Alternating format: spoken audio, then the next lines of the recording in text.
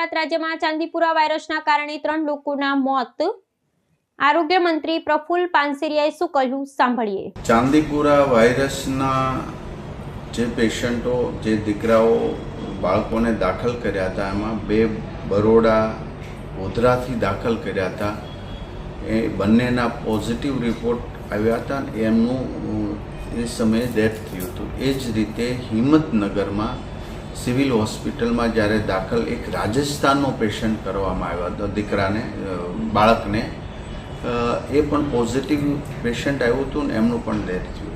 તો ચાંદીપુરા વાયરસથી અત્યાર સુધીમાં 3 બાળકોના ડેથ થયા છે અને એક બાળક વિસનગરનું છે જેને અમે વડનગર હોસ્પિટલની અંદર દાખલ કર્યું છે જે પોઝિટિવ છે। એટલે આ સાવચેતીના ભાગરૂપે અમારી ટીમ બધી જ જગ્યાએ કામગીરી કરી રહી છે। ગયા વર્ષે યાની કે 24માં જે ચાંદીપુરા વાયરસના દર્દીઓ આવ્યા હતા એ પ્લેસમાં પણ ટીમ સર્વે કરવાનો આજે મેં સૂચના આપી છે અમારા અધિકારીઓને અને એ પણ એ જેટલા 61 પ્લેસ જે હતા ગયા વખતના દર્દીઓના એ તમામ જગ્યાએ સર્વે થશે કરવા માટેની સૂચના આપી છે અને ત્યાં પણ દવાનો છંટકાવ વગેરે।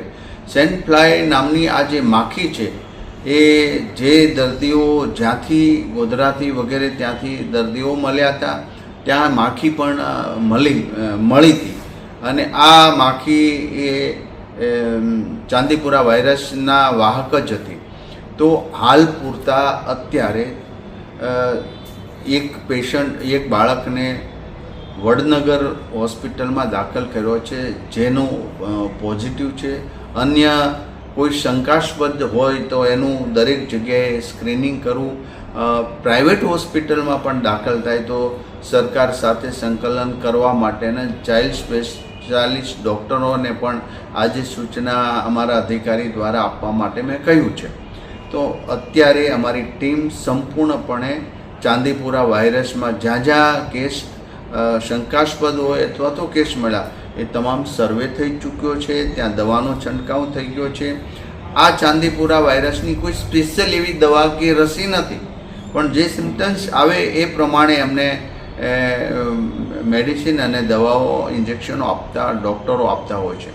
માટે અત્યારે કોઈ જ એવું ગભરાટ ફેલાવવાની એ જરૂરિયાત નથી, પરંતુ સાવચેતી રાખીએ આપણે કે બાળકને તાવ આવતો હોય કે તુરંત પહેલું થયું તો નજીકના સરકારી દવાખાને અથવા પીએચસી સીએચસી સેન્ટર કે સબ સેન્ટર હોસ્પિટલ પર એમને લઈ જઈ એમની સારવાર માટે કરીએ છીએ। અમે ઘણાય આવા શંકાસ્પદ બાળકોના ટેસ્ટ કર્યા તો પણ એ મેજોરિટી નેગેટિવ જ આવ્યા છે। 3 બાળકોના મૃત્યુ થયા છે, એમના પોઝિટિવ રિપોર્ટ હતા અને એક બાળક અત્યારે દાખલ છે એ પણ પોઝિટિવ છે। એટલે અન્ય જગ્યાએ કોઈ ગભરાટ ન ફેલાવતા ફેલાય એ માટેની હકીકતની જે માહિતી છે અમારા આરોગ્ય વિભાગનું જ માન્ય રાખવું।